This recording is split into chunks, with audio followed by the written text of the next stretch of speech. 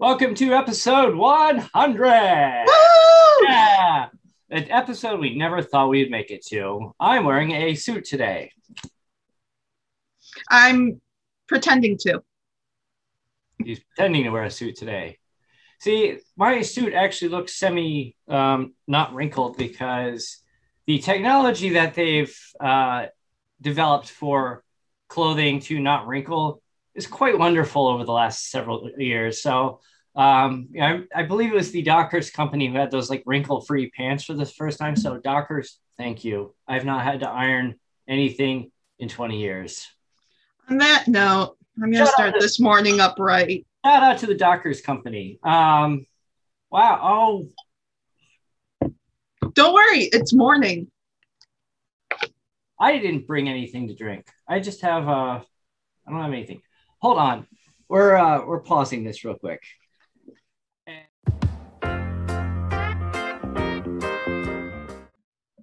Okay. So what did you get? I decided to go with a very special beverage. I'm going to pour it here real quick. Is it Malört? Maybe. Yep, called it.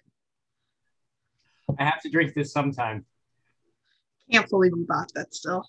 I know. And for those who have never heard of Jeppson's Malört, you need to try it. It is the best drink ever. It is. I'm actually giving myself anxiety here right now, looking at this bottle and seeing that I have poured not a full shot because I prefer to have taste buds. But it was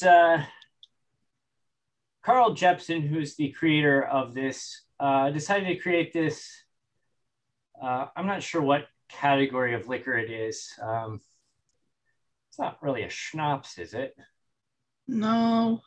It's kind of like its own thing. We could ask Google. Yeah, we could ask Google. So with this Jeppson's Malört, Mr. Carl Jeppson, allegedly, the reason he thought this tasted good is that he was a heavy smoker and destroyed all his taste buds and said, hey, this is pretty good. And this is like, some people say this is the worst liquor ever. And I'm just like thinking to myself, why am I doing this to myself again? It's a Basque Brandon. Was that English? No.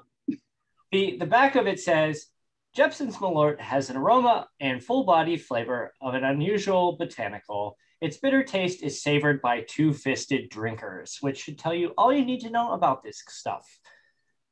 But Carl Jeppson, wherever you are, probably I'm guessing in the afterlife, damn you, sir. But yes, it is. Jeppson's Malört is something you drink when you move to Chicago and at weddings in Chicago. Weddings or going out for somebody's birthday or bachelor parties. But DJ? Yeah. Cheers. I'm waiting a second. I made sure to bring myself a chaser of water after this. So cheers. Cheers. 100 episodes.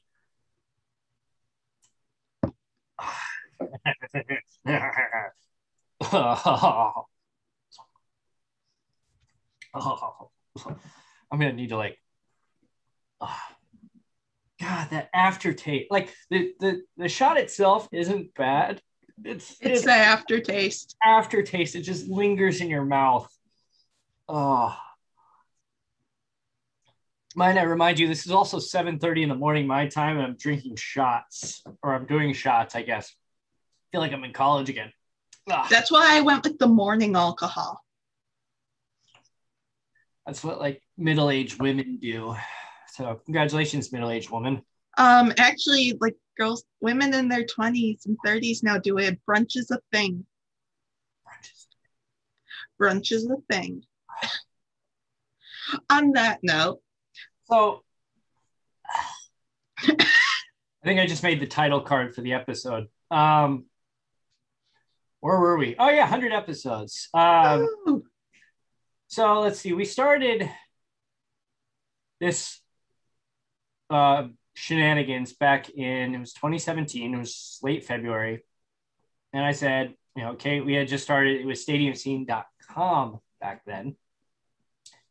And we weren't happy with the traffic was fine. We just weren't happy with the consistent traffic. So we said, hey, let's be like everybody else and start a podcast to try to drive more traffic in. And it was bad. I mean, it still is bad today. Like we still are really terrible at what we do. And I still have that aftertaste in my mouth. I totally tell new listeners when I'm trying to get them on to listen to our show, skip the first like 10, 20 episodes, jump in after 50, that. You have to skip the first 50, but we started this process and still nobody listened. We both like to talk, so the style. It's like we give this advice. This is serious advice that we give to people when they're starting their podcast. Is nobody's going to listen to your first 50 episodes. That's just a fact. Unless you have a bottomless pit of money that you can throw at social media advertising, and even then, nobody's going to listen to you, and it's frustrating. You're putting in a lot of work for nobody to hear it.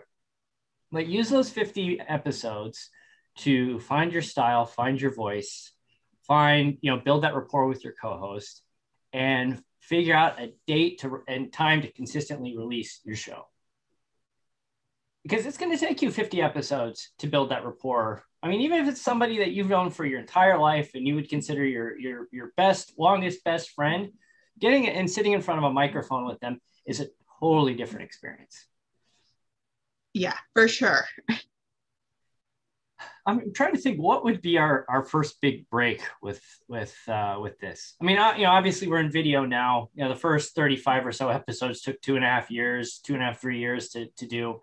And then with the pandemic starting last year and the popularity of Zoom, it's kind of turned into a simulcasted video / podcast. So, and that's really where we took off with these next 65 episodes. And we've met some amazing people along the way. But I'm trying to think what would have been our big break as far as an episode goes. I kind of have a thought in my mind, but I'm just curious what you think.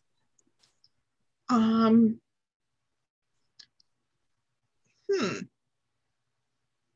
currently looking at our episode list. I know, I am too.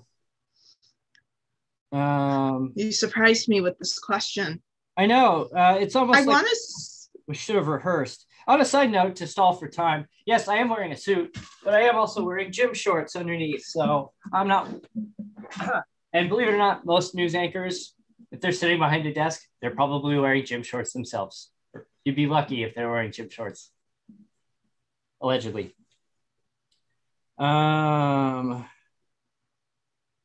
What would I remember it was awesome when we got to like watch that movie and talk to the host or the producer. Well, we kind of in 2018, so that would have been a year and a half, late 2018, we kind of started to shift it a little bit more and get away from, hey, we're just going to randomly talk for 30, 45 minutes. And we actually started to like reach out to people that, at that point, most of them they have small social media or, medium social media followings, but it's not like a household name type of guest. Mm-hmm. The first one I see here, we talked to, there we go. Dr. Brian Moritz. He is I don't know if he still is, but he was a digital media and online journalism professor at SUNY Oswego. And he talked to us about sports journalism. He was kind of he was our second interview. Our first interview, we talked to, remember, like way early on, we talked to Bree Patterson, who's become kind of the influencer in the Denver area. She's actually become pretty big since we talked to her. So although I haven't seen anything from her in a while, but she wrote a book about like Denver dining, and we kind of got in there on the early stages and talked to her, but it was, that year and a half later that we talked to Dr. Brian, and he was kind of our first step into interviewing. Yeah. And then after that, we pretty much started getting guests. We had Malcolm, Trevor, Laura Kelly, Rebecca Carpenter with the video. Yeah, and so Rebecca Carpenter is a filmmaker. She wrote a documentary called Requiem for a Running Back. It was about her father, Lou Carpenter, who played in the NFL in the 1950s and 60s, and it really looked like it was kind of a way to her to kind of connect with her father after he passed, because they didn't have, like, I guess, the greatest relationship or the closest relationship when he was alive. And she finds out after the fact that it's like, okay, he had CTE with, the brain damage from playing football those years. And it's just all those pieces started to come together for her. And it was shocking. Like the video, she's sitting down with these former players, and like some of these guys had no clue where they were. Like they're sitting there having a coherent conversation. All of a sudden you just see kind of like, you just like drift. I mean, it was scary. Yeah. Then we had Bernard Pollard. Oh, and we had Michelle McMahon too. Yeah. We'll be Kelly Tennant.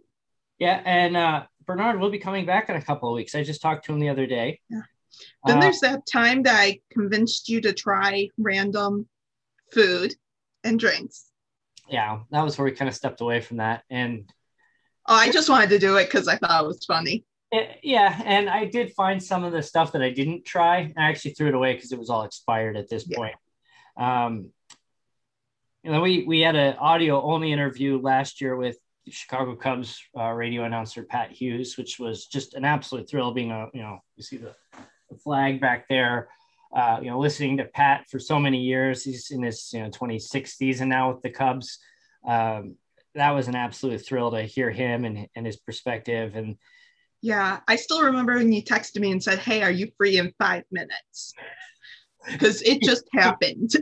He just called me. He's like, "Can you talk now?" And I said, "Let me call you back." And we made it happen. And but our big, I would say our big kind of momentum getting us back on track here to get these episodes was our 10 minutes with series. Wow.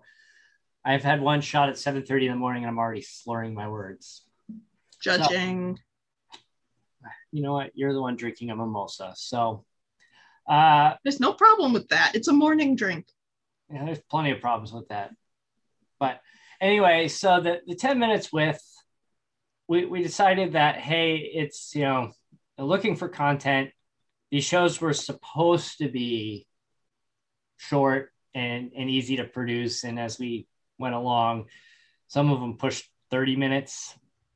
It is what it is. But we're looking for a way to spotlight our partners, and the feedback and the interest in the series is really, I think, what brought this back and got us to this 100 episodes. I think we've done, out of our 100 episodes, I want to say maybe 50 of them now are the 10 Minutes Bliss series. So that, I would say, is the driving factor of why we made it to where we are today.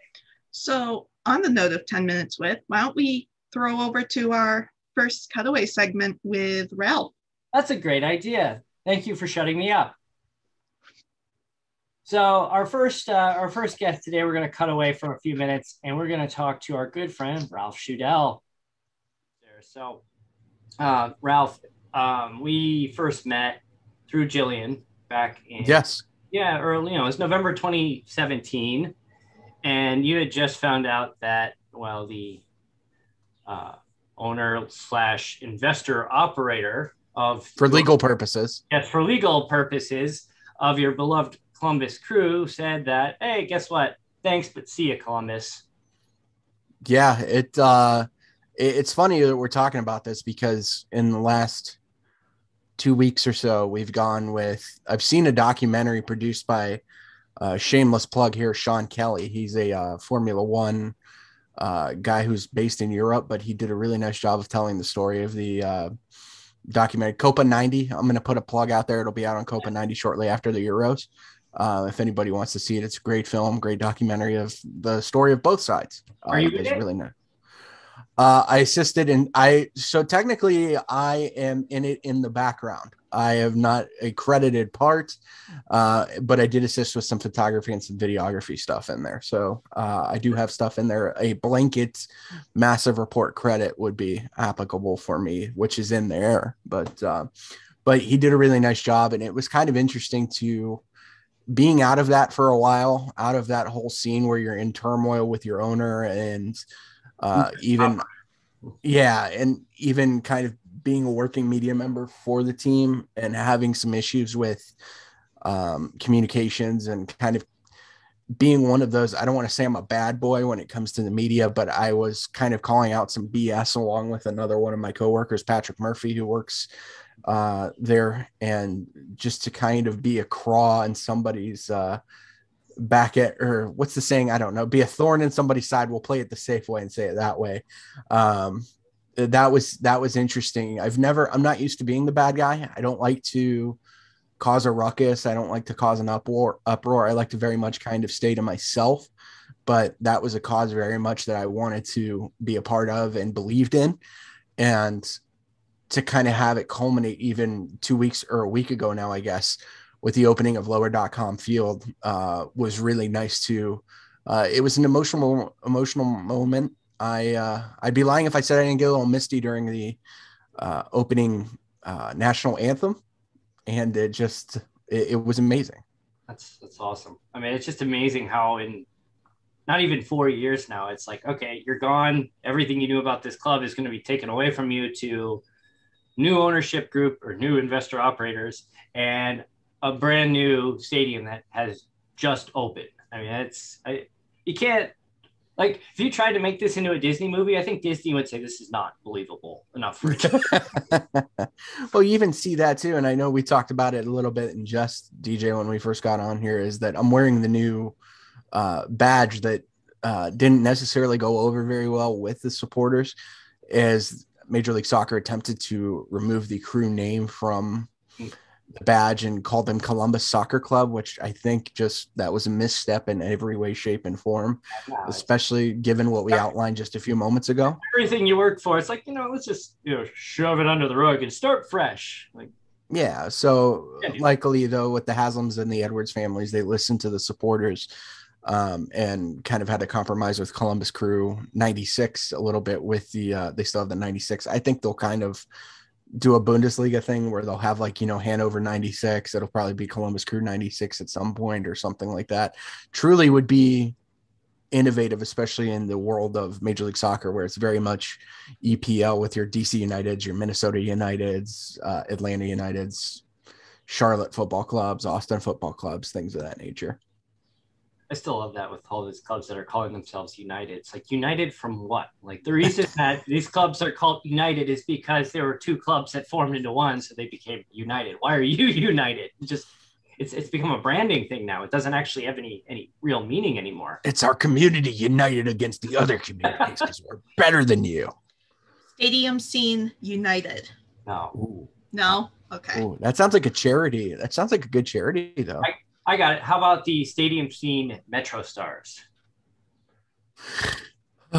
Stadium Scene, oh God, the Mutiny. The Stadium Scene Mutiny. No, we've already had a couple attempted of those. No. My LinkedIn keeps asking me if I want to invest in a soccer club. Really? Do it. Yeah. What soccer club would? Some Chicago one. Oh. I haven't exactly read it. They want $20,000. Oh, yeah. Whoa. I don't have $20,000 sitting around to invest in a soccer club. I mean, all you have to do is sell a couple of those solid gold balloons that you bought, and that should be yeah. Oh yeah, look at that. Of note, guys, the service that you guys provide, and I'm not trying to make it an ad, and you didn't DJ and Kate didn't just Venmo me like $40 to say this at all or anything like that. But seriously, guys, what you guys have done for me and you've done for the cause of sports journalists that might not have a voice of a major outlet, it really has been fantastic, and the journey has been great. I can't believe we're at 100 episodes already. I think, DJ, we were talking about the statistics of kind of broadcasters and content creators falling off after a certain number of episodes, and the fact that you guys three, so we've surpassed that by 97% of episodes there. You most podcasts, the vast majority of podcasts will end after the 3rd episode.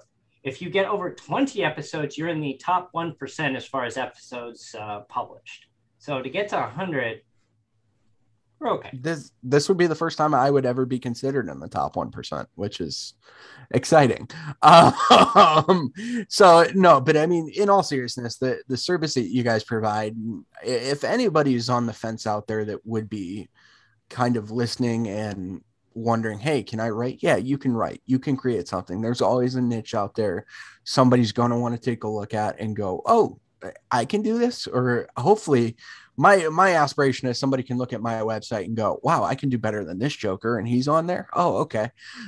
So if you're thinking about it and you're on the fence, reach out to DJ and Kate, get signed up, get on the network. There's a ton of great people that I've had the privilege of talking to, that I've even brought over to.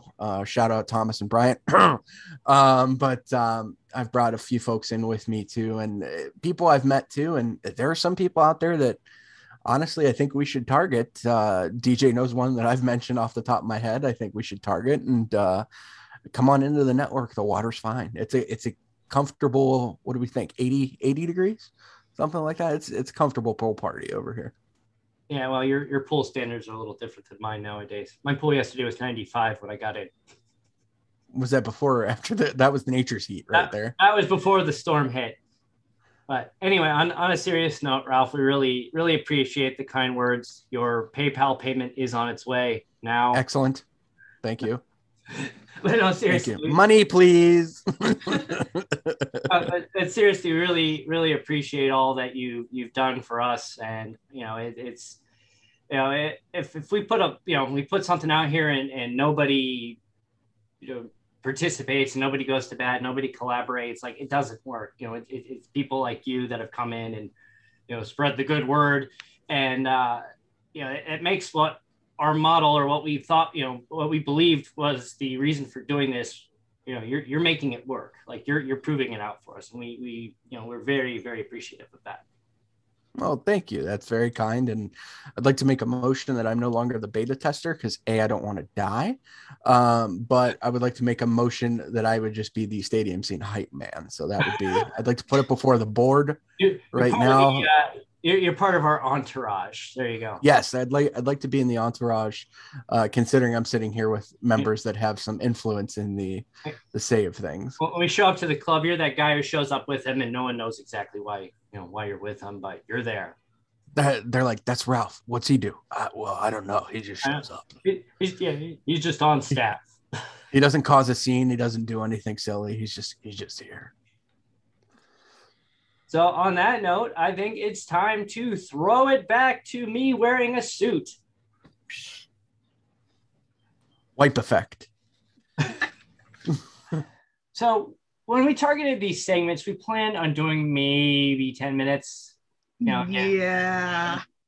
So we had to chop that way down for time because we did 30 minutes with Ralph, including I think the first 6 or 7 minutes before we actually started. We just start riffing and that's fine because that's kind of how things with Ralph typically go. And we enjoy it very, very much. So I'm not saying it's a bad thing. It's hilarious. But more on that in episode 101. Back in episode 101, we're going to play the best of what got cut from this episode. And I don't know what, at this point when we're recording this, I don't know what's going to get cut, but you may or may not have seen my Dick Vitale impersonation. If you didn't see it, you're going to see it next week. So that's something to look forward to. Stay tuned for that. Yeah. I think I'm going to have to chop that out of this episode. Yeah. Episode 101. So stupid. So back onto the what we were talking before we threw to Ralph. Since the pandemic started, we definitely took advantage of reaching out to people that were way above our league. And some of these stories we're going to share over the next couple of segments. We're going to throw to a couple of more guests as we hyped at the beginning of the show. But just some of the behind the scenes that went through, I still can't believe happened. I'm looking through here. I can't believe we got John Anderson. Yeah, let's talk about that one. So John Anderson has been on SportsCenter for 20 years now. There's so many days in college I'd have ESPN on in the background while I'm working on my senior design, and it's like John Anderson was there at college with me. It was somebody that is like this is a guy that you just seen a lot of airtime in my house over the last decade, and then he went and hosted a show for several years on ABC called Wipeout with John Henson, and Jill Wagner was their sideline reporter. And I watched the show a decent amount when it was on. I wouldn't say I was a regular viewer of it, but in recent years, they've started to show Wipeout on syndication after our late local news here. And I find myself staying up till like midnight on Saturdays and Sundays watching these reruns of Wipeout. And I'm just thinking to myself one day, I'm like, how cool it would be if I could reach out to ESPN and they actually respond to me. And I said, hey, we want to talk to John Anderson about his career in broadcasting and ask him about Wipeout. I'm like, that would never happen. There's no way ESPN is going to allow that to happen. But they did. But they did. Again, shoot your shot, bet on yourself. If you're thinking about inviting somebody who you think is way out of your league, just do it. The worst thing, there's three things that can happen is yes, thanks, but no thanks, or you get ignored. And honestly, thanks, but no thanks and getting ignored is really not that bad. I mean, we've been ignored so many times by people. Especially, I would think people that are not like high profile like that are blowing us off. And it's nothing personal. It's just, time is time. It's not in their interest. So I send a note to ESPN's media relations department, not expecting a response. I said, hey, we do this thing where we talk to people in the journalist and broadcasting world. We work with aspiring journalists and broadcasters, despite the fact neither of us are. Or ever will be, or ever consider ourselves that. And within 24 hours, I get a reply back from the director of ESPN's media relations department. And he's like, hey, yeah, no problem. I forwarded your request over to John. He's on vacation this week, but I'm sure he'll get back to you as soon as he's back in the office again. And I'm just like, oh yeah, yeah, okay. Why don't you get my hopes up? About a week later, I'm sitting around. It's a pandemic. I'm not going anywhere. Email pops up my box and says Anderson, John as the sender. And I'm just like, what? Huh?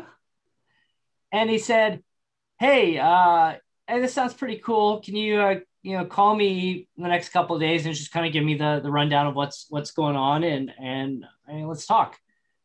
And like a day later, I'm on the phone with John Anderson, a guy I've watched on TV for years, telling him, hey, this is what we do. And, this is not anything, we don't, no gotcha journalism or anything like that. We just want to have a fun conversation. He said, yeah, I'm in. That interview went so long. We should have split it into 2 episodes. We've learned that.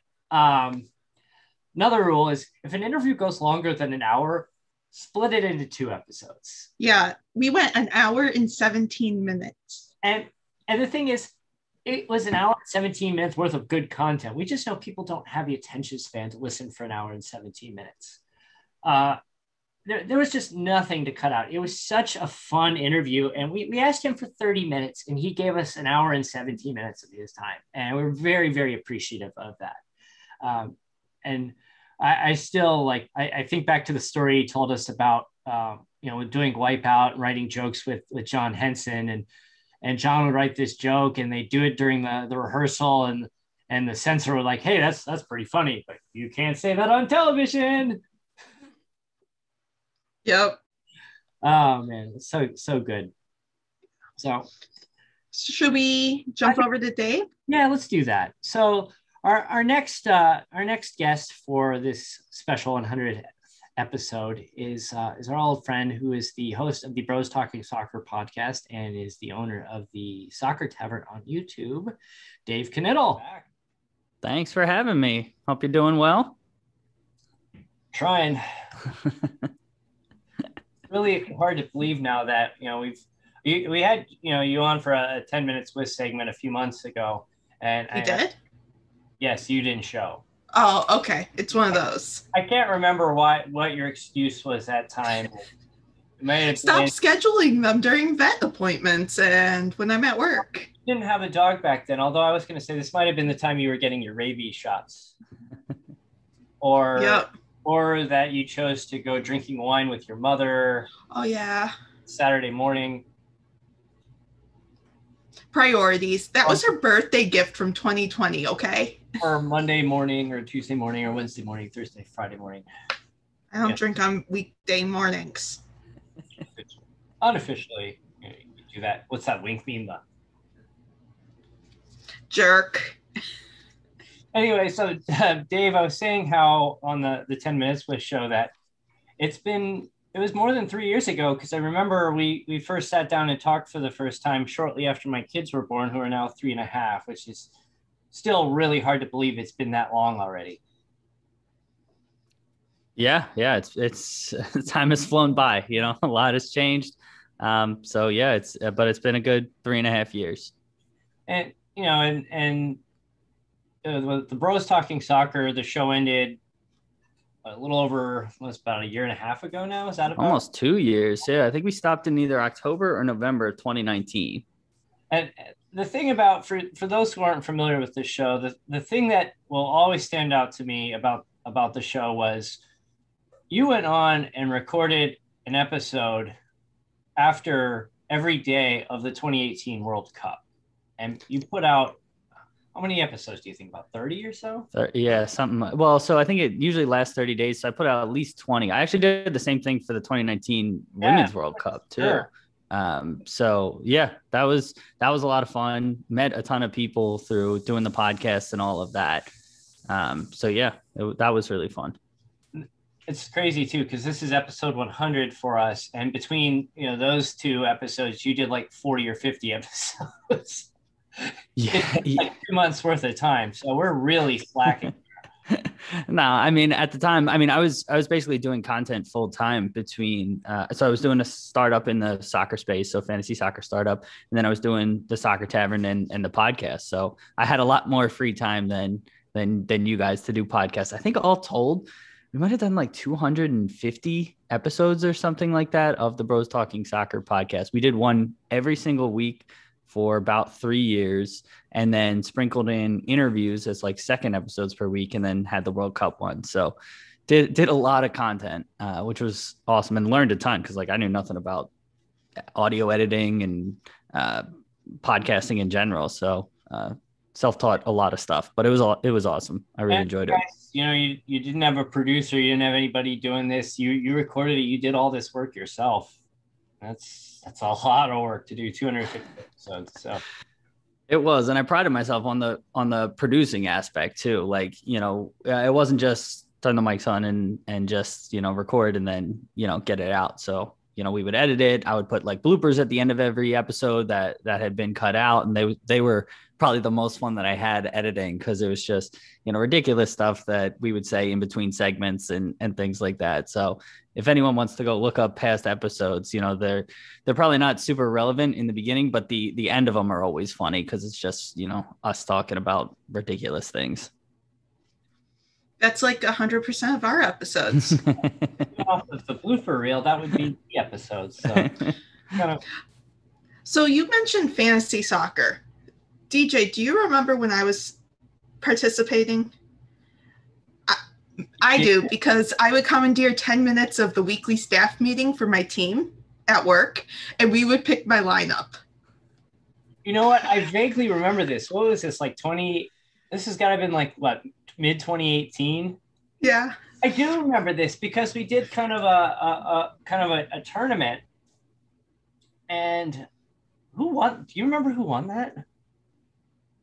No, I just remember commandeering the staff meeting every week, and the team my engineering team at work, they really like soccer. So we made it a group activity. That's Cool. right. Well, yeah, I mean, I think I forget who all participated in this, but we actually had this league. I completely forgot about this. We had this league going, and so like you and your brothers, and I think Kevin Pettit was involved from the lads who we'll talk to later on in this show. We made our weekly picks, and then I put them out as a post for the week. That's right. And Oh yeah. I completely forgot about that. And I don't remember who won that. I don't Probably remember not me. Well, you were getting some ringer advice help there. I mean, you work with a lot of during the day. You work with a lot of Europeans who, very closely follow this stuff. So, in a way, that's kind of cheating. I believe you could have caught me at that time, so no regrets. Hey, it is what it is. So Dave, now you've moved on from the bros talking soccer, and you're back onto the soccer tavern again. How's that going for you? So it's going pretty well. So I don't do content full time anymore. I have kind of a normal full-time job, so I have a lot less free time to do things. And with the soccer tavern, it's great, but it's also so much more work than the podcast. As much work as the podcast was, the soccer tavern videos are probably 10 times as much work between all the research that I put in, and then I record the videos, which usually take 30 to 45 minutes to record, and then all the editing and things like that for the videos. So I am officially back recording videos, but I've only put out one since, I don't know, whenever I announced that back in April or so. So I hope to get more out there. It's just finding the time. And I was actually with my brothers for the 4th of July. They were back, in the area, and we were talking about maybe starting the podcast again. So maybe we put the podcast on the Soccer Tavern YouTube channel just to get some more content out there. And so that might be something we do. We haven't talked too much about it, but that it's just easier doing the podcast than it is making these videos. As much as I like making the videos and as valuable as they are from a content perspective, it's just finding the time is just difficult. And I mean, even when you were gone for that year and a half plus not making video, I mean, just the strategy you took worked very nicely in your favor. That it just, we would, I mentioned this before that we have the post on our Pinterest boards for most of your posts to the site, and it still is a high, like the saved pins, the combination of the obviously the good video content, but the graphics associated with it, the pins are constantly still being saved, and I'm sure you're getting views from that. So that strategy really worked out for you, I think. Yeah, that's awesome. And I appreciate, you guys, directing people that way. And I hired a graphic designer to do some of my logo work, and he mocked up some of the pins or at least the thumbnail images, which we use as the pins. So that's why they look so good. And, the strategy of being kind of evergreen content for the Soccer Tavern videos really has been helpful, because I went from, I stopped making videos and there was maybe 800 subscribers to the channel, and didn't really make any videos, and it jumped up to, I'm close to 3,000, and was able to monetize. So it makes a little bit of money now. So, that was really good. I really want to get back into it. It's just finding that time and that motivation. Cause I think that there's something there, and I'm hopeful that I'll get back into it. I hear you on that time. It sucks.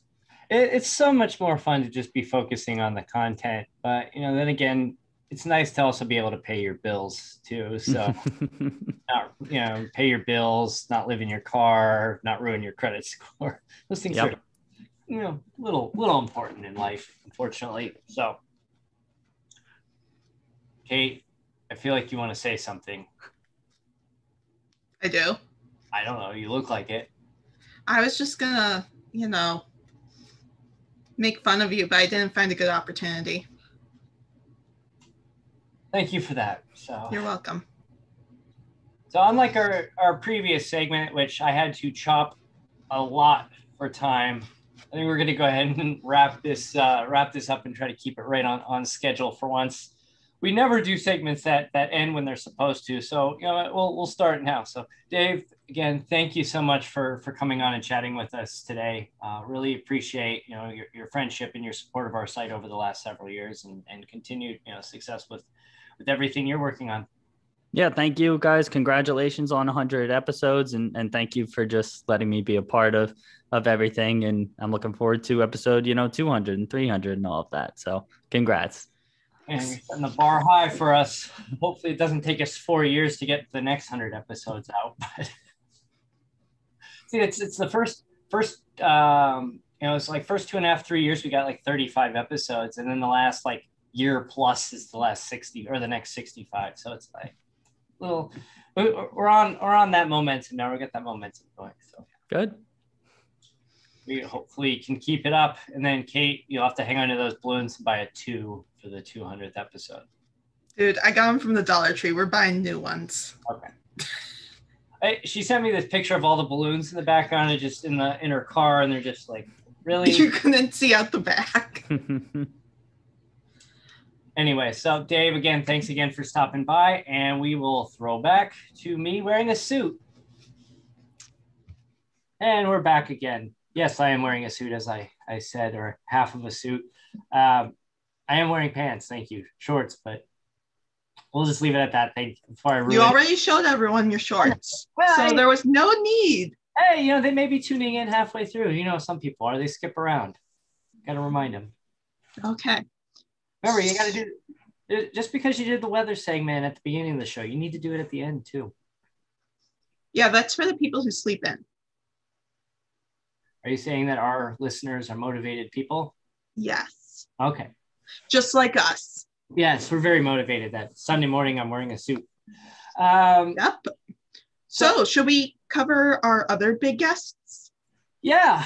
Around the time that we had John Anderson, we also had Andrew Dimbert from ABC News, and he has had quite the career rise. Well, yeah. And so the funny thing about Andrew was Andrew's actually been a longtime follower of our Instagram account. He was actually a local reporter in Portland. And I want to say that the reason I stumbled upon him is he actually may have interviewed Jillian when she was out traveling, or did like a segment with her or something. I think, I can't remember this for sure, but we followed him as a local reporter. He followed us, and we've been kind of watching each other. And I finally had the nerve last year to reach out and say hello and invite him to come on. And he's bounced around. He was in New York and went to Portland as a local reporter. He went back to his hometown of Miami. And then he worked his way up to ABC News in the Washington bureau. And like, there's obviously a lot of things that have happened in Washington the last year. Not going to talk about it because that's not this kind of show, but I don't think I need to really get into details. I think we all know, but I'm not sure how old Andrew is. I have to assume he's probably around 30 by now, but like, he's like 30 years old ish. And he has White House credentials, or he had White House credentials before he moved on to his new assignment. And here he is sitting in the press room asking the president of the United States a question.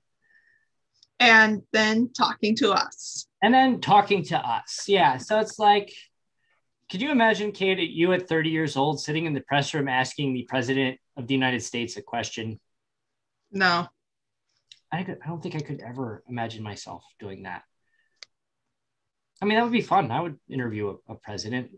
There would be certain ones that would be more favorable to interviews than others. But that being said, Andrew is now actually, since we talked to him, he's actually moved on and is the co-host or co-anchor of ABC News Now, which is like a late night show that's broadcasted. And I actually, the other week, I was up late. I had the morning off and I was up late and the show came on. I'm like, hey, I know this guy. And so that was like really cool to see him on the show. It was actually after the 4th of July, and he was the news show is kind of casual, and they were talking about the hot dog eating contest, and they brought out this like tray of hot dogs. And then his co-anchor is doing the story about this, the segment, and they cut back and the tray's completely empty. And Andrew's like finishing his last hot dog.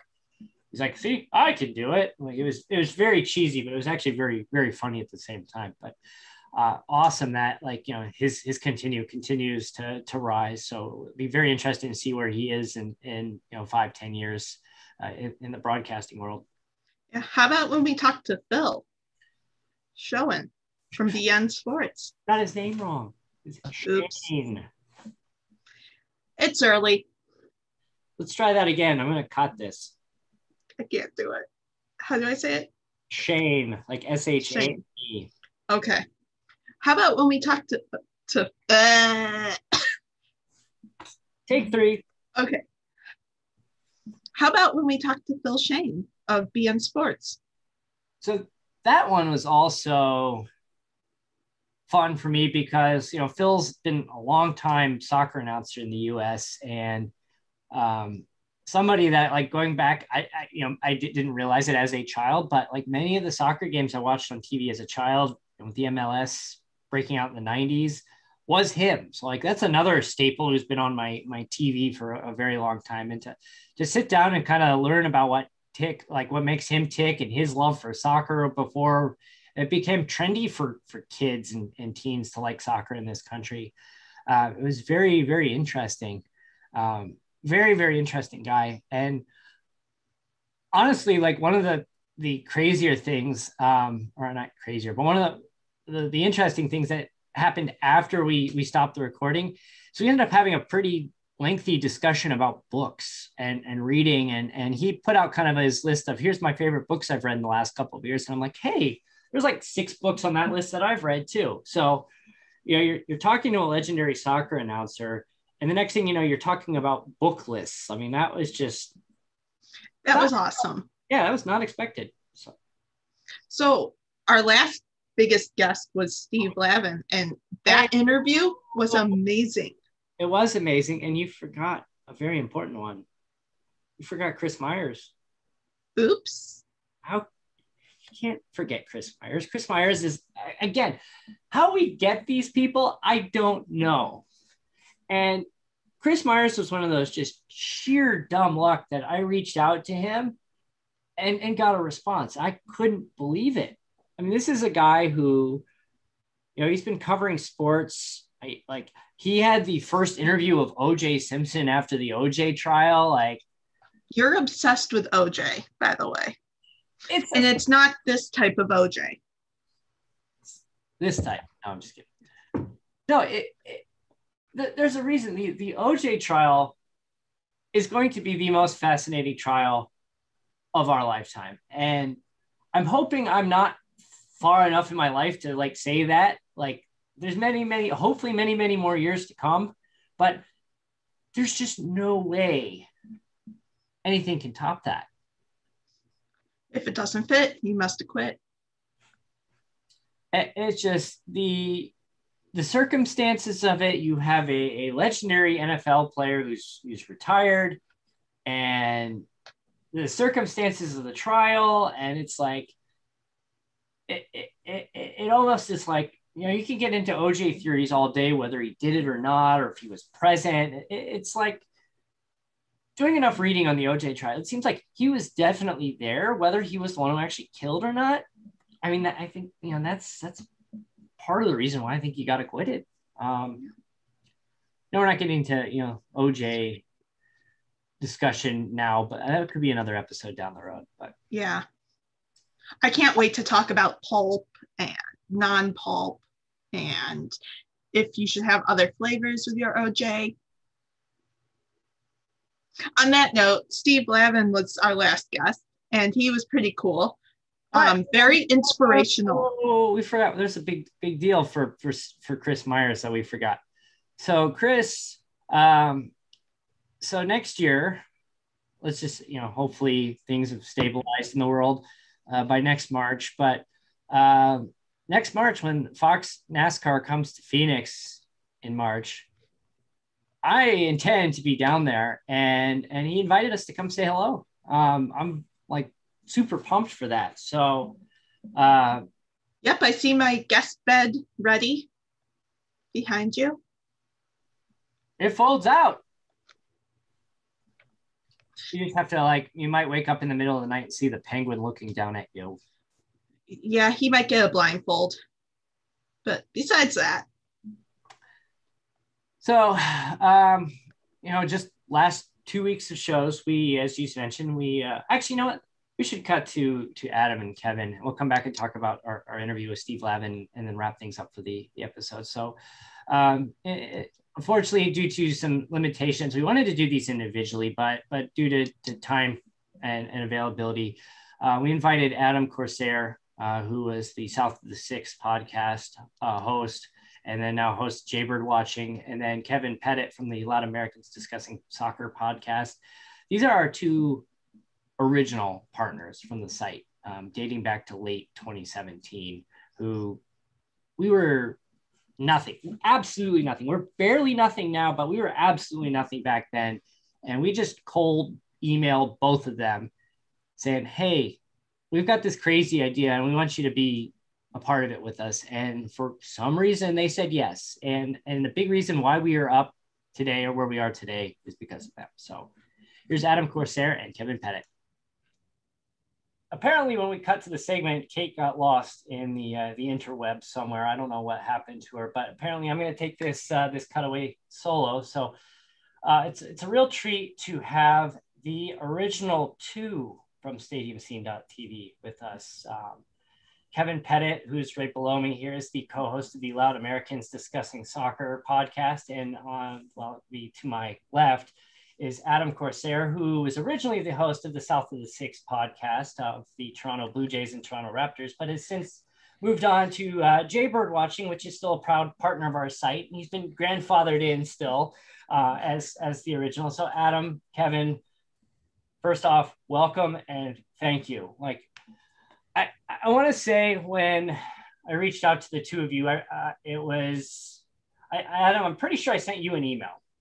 And Kevin, I think I came after you guys via a DM on Twitter, if I remember right. That's correct on my end. Yeah, same here. There you go. And I'm just like, this is so stupid. I can't believe I'm going to try this. I'm just going to reach out to two random people that I have never had any contact with, and just say, hey, I've got this wacky, crazy idea, and we want you to come in on the ground floor. It almost sounds like a pyramid scheme in my mind, but obviously the two of you responded positively, and now you've both been with us for over 4 years at this point. Yeah. Well, first of all, thank you, and I'm glad to be not just happy to be a part of this show today, but happy to be part of the team. And I do remember when you sent me that email. I was actually just finishing up a softball game, and I showed my wife. I was like, what do you think? Do you think I should do this? Because I was still new in the podcasting game. I was just getting my feet wet. And, my wife said, when you started this, you said that you would never say no to an opportunity. And Stadium Scene really kicked that open for me to say, okay, just be open to all opportunities. What's the worst that can happen? Don't give them your credit card number and see what happens. And, DJ, to your credit, you were extremely casual and awesome off the bat. You said, you don't really have to, give us any information, just be part of the team and we'll take care of the rest. And it's one of the, if not the best podcasting decision I made in terms of networking. And I'm happy to be here, and I'm happy to be part of the team. And I'm thankful that you emailed me to begin with. And, random things breed awesome things sometimes. I did not know that story. That's awesome. I mean, I think that we'll go to you here in a second, Kevin, but I think the big thing for us when Kate and I were talking about this, and this idea came to us, was number one is we don't want to tell somebody how to do their show. Like, you are the subject matter expert on your topic. We're not. Like, we don't want to tell you, like, if you're doing something where it's like, you know what, you're going to get yourself kicked off of iTunes if you keep doing that. we might step in and say, hey, just FYI, guys, but that's the limit. We don't, we like, there's no reason for us to take ownership. We got to be completely transparent and open with what we're doing here. If you're going to build that trust with people as a complete stranger on the internet, there's no other way. But Kevin, like, you guys were just starting out when we first stumbled upon you guys. Yeah, no, I still remember where I was. So me and my co-host Martin, I got the DM from you and I was geeking. I was completely geeking, like me and Martin had just started doing this thing and, the immediate response was really good. Like we were, and to see this opportunity, come around the corner, I mean, it was just an immediate yes. Like the reasons Adam had mentioned before, the different networking possibilities, the outreach and stuff like that. And we just saw that, you were so good to us, like at the beginning, because we were so new, we were babies. We had no idea what we were doing. So if I had any questions about website or trying to expand like branding and whatnot like that, you were so good to us and still are. Not to say that you like stopped at any point, but I don't know. That was huge for us at the time. To have someone, reach out and not only give this opportunity, but be a helpful hand, Disagree. And they don't know what to say. What up, Kate? You're here. Hey, Kate. We had a time zone mishap, apparently. You texted me 6 p.m. I said 6 p.m. East. No, you did not. East Coast. East Coast, Beast Coast. Don't worry, I'll screenshot it and send it to you. That is what it is. But yeah, I get the pushback. We're talking about picking fights with Canadians. So, Kate, you have some experience with that. I get in fist fights all the time. In the geese format. Yes, what time zone? I hate those assholes. They seem like the nicest people. I've never heard a bad word about a Canadian, I don't know. Canadian geese. Yes. Oh, they're aggressive. They'll come right at you. Oh, yeah. In fact, they don't have teeth. They actually have cartilage that is super pointy. Same result, though, right? Yeah. Yeah. Its number one enemy is Canadian geese. Number two is probably her wrist. Yeah. So if a Canada geese gets your wrist, it's game over. It's over. Yeah, I'm not coming back from that. You're done. I'm pretty But sure I they're now protected. have Lucy who will protect me. Well, there you go. Hey, the dog. Yeah. And off it goes. Oh, Nope. I see a tail.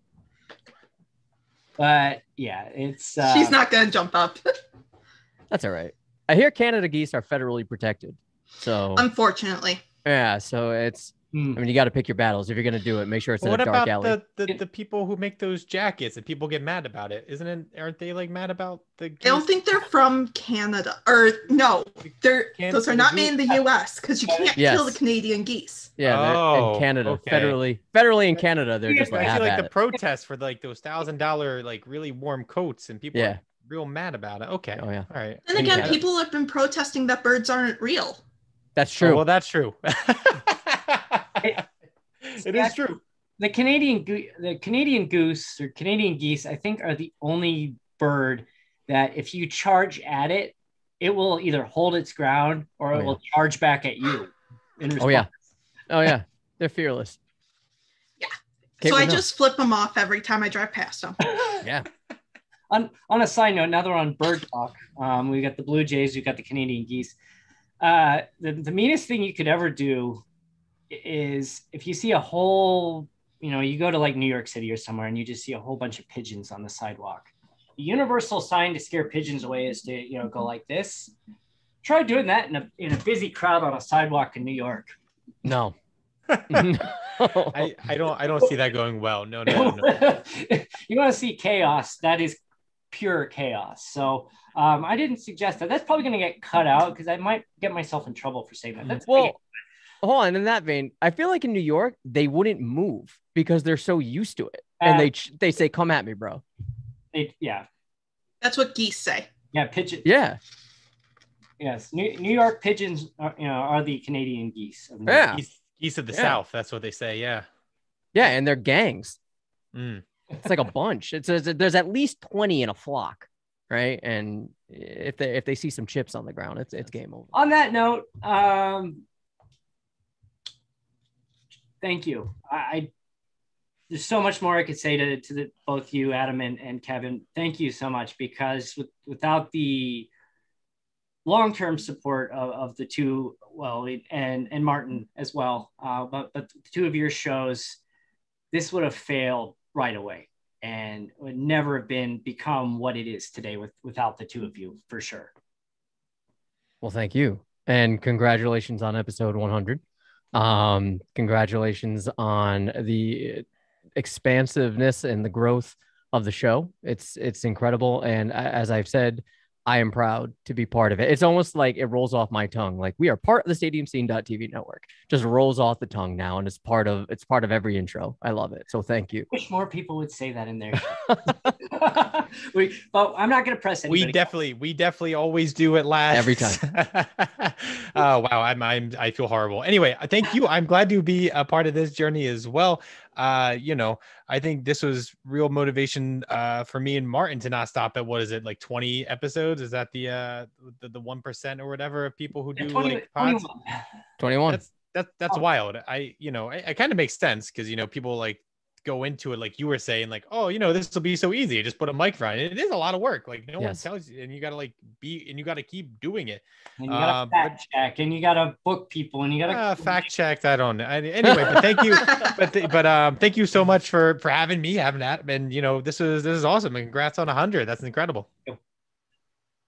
And we are back. The last 2 weeks, we just released the episode with Steve Lavin, the former UCLA and St. John's coach. Is now an analyst, a men's basketball analyst, college basketball analyst for Fox Sports.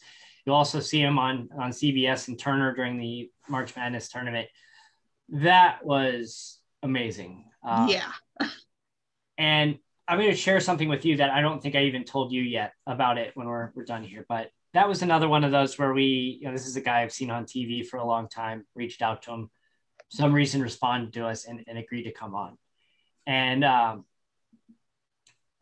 don't know where to start. I mean, the stories of finding out how like a legendary shot in the NCAA tournament, why he was an assistant. If that wouldn't have gone in, that could have completely derailed his career 30 years ago. Yeah, that whole interview was very inspirational, especially towards the end. And yeah, we talked. He was diagnosed with prostate cancer in 2011. And while he probably should have just said, I gotta like cut and go get this, because I know if that happened to me, that would be my first thing, is I'm just dropping what I'm doing and going. He had just started at St. John's, and he wanted to make sure that he put his kids first, that they recruit, they come in, they get that done, and stabilize things. And then he went off and took care of himself. And fortunately, he's 10 years cancer free, and just an amazing guy, amazing story. Yeah, definitely listen to that episode or episodes. You listened to it? I didn't say I listened to it. Oh, I was about to say, wow, that'd be the first time you've ever listened to it. So no, I've listened to some of our episodes. Mine is more of a confidence issue. I don't like the sound of my voice, but when I need to, I will listen to our episodes. But what I haven't told you yet is he's actually, you can tell this guy was a coach for a long time. He just has that coach teaching and talks, and he's a guy, he's been in the media world for a long time now, in between his coaching stints. And he's actually, I've talked to him quite a bit since the show ended. And he's actually kind of coached and helped me with getting the message out, and has actually been very amazing and helpful with putting our info out and getting this out, and getting, trying some different things that we've done differently after this episode that are going to drive us in the future. And just very, very appreciative of that. I actually asked him a question on the other day about Coach Wooden. Next thing you know, I'm on the phone with him for half an hour, and he's telling me stories about John Wooden. And I'm going to announce it right now, but he's going to come back and do a sports story with us in the fall about the life of Coach John Wooden. And, we're going to get his perspective of someone who knew him pretty well in his later years. So we're really excited about that. So as our cue of what's coming up, there's your first. Kate didn't even know that. I just shocked that on her. So what else is coming up, Kate? Well, we're going to start a new series that I've been working diligently on. It's going to be called Play by Play, and it is a book review podcast where we're going to be reading books that are written by journalists or other books that could help up-and-coming podcasters or bloggers or vloggers, any of those that we already talked to, on how to improve and have some discussions on those books. We'll be releasing the books early, so you can always join us. And our first book we've already released is Talking to Goats by Jim Gray. I actually finished that not too long ago. Very, very interesting. Yeah. I've actually reached out to him to try to get him on the show. Haven't heard anything back, but maybe we'll have Jim Gray on in the not too distant future. Yeah. So that episode will be coming out very soon. 102, I think. Or 103. We'll see. We'll see. Yeah. Like I hyped. We're gonna have Bernard Pollard back here soon, who's become a NASCAR super fan in the last year plus. So we're very excited. Somebody who's followed NASCAR for a lot of their life. It'll be very fun to talk NASCAR with him. And then more 10 Minutes With. Yeah. And who knows what guests are going to respond to us when we request them. That we're as surprised as you. We are. And just anytime, especially one of them, gives me their phone number, I'm just like, are you kidding me? Like, you don't know who I am. You don't know if I'm like legit or not. And you're trusting me to like call you. On that note, 100 episodes. And here's hoping that the next 100 don't take 4 years. So cheers. Yeah, I did another shot of Malört. Well, on that note, check us out. See you next week. Yeah, check us out at stadiumscene.tv, at Stadium Scene on Facebook, Twitter, Pinterest, TikTok. Where else? At Stadium Scene at Stadium _ Scene on Instagram. And be sure to subscribe to this channel on YouTube. And for the love of God, I've got to put this Malört away. This is so. Bye. I feel like I took like a tree, like the smell of a tree is in my mouth. Ugh, God. All right, we'll see you. Check back next week for the best of what didn't make the show. And we'll be back with regular episodes on episode 102. So see you next time. Bye.